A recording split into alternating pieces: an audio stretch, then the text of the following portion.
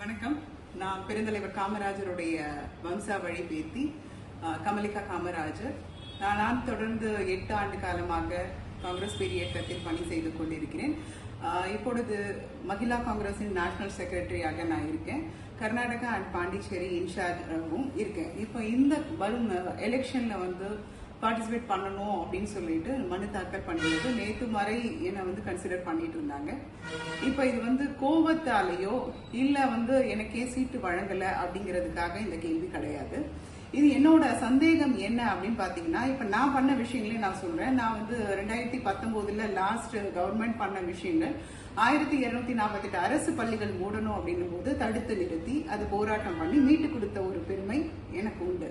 அதுக்கப்புறம் நீட் தேர்வை எதிர்த்து, புதிய கல்விக் கொள்கையை எதிர்த்து தாத்தா வீட்டு வாசல்ல இருந்து மாணவர்களோட போராட்டம் பண்ணதும் உண்டு.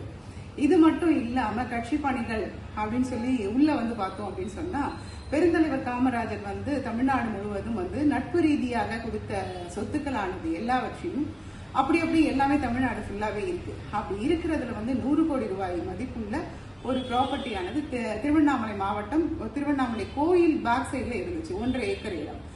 அந்த இடத்தை கட்சியில் இருக்கும் நபர்களே சம்திங் ஏதோ பண்ண விஷயத்தை தடுத்து நிறுத்தி அதையும் மீட்டு கொடுத்த ஒரு பெருமை உண்டு. இது மட்டுமின்றி கட்சியை பலப்படுத்தணும் அப்படின்னு சொல்லிட்டு நான் மலைவாழ் மக்களை 1000 பேரை தலைவர் செல்வ பெருந்தகை தலைமையில தேனி மாவட்டத்துல நான் கொண்டு சேர்த்தேன். இது மட்டும் இல்லாமல் அதுக்கப்புறமா சுதந்திர போராட்ட தியாகிகளை தமிழ்நாடு முழுவதும் காங்கிரஸ் என்றாலே சுதந்திர போராட்ட தியாகிகள் அவங்களெல்லாம் நம்ம மறந்துட்டோன்ற ஒரு எண்ணத்துல அவங்களெல்லாம் ஒரு மாவட்டங்களையும் தேடி பிடிச்சி அந்த குடும்பத்தாரை கௌரவப்படுத்தினதும் உண்டு. 107 வயது உள்ள பெரியவரையும், சுதந்திர போராட்டத்தில் கலந்த பெரியவரையும், 101 வயது உள்ள பெரியவரையும் தான் அடையாளப்படுத்தியது உண்டு. அவங்க தாமரப்பட்டயத்தோட எல்லாம் வந்தது உண்டு.